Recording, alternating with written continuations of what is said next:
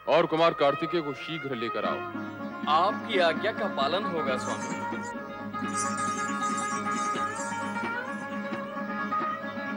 कैसा होगा मेरा पुत्र? मैंने तो अपने लाल को अब तक देखा ही नहीं। एक बार आ जाए मेरी बाहों में तो मैं उसे इतना स्नेह दूंगी जितना जगत में किसी माँ ने न दिया होगा।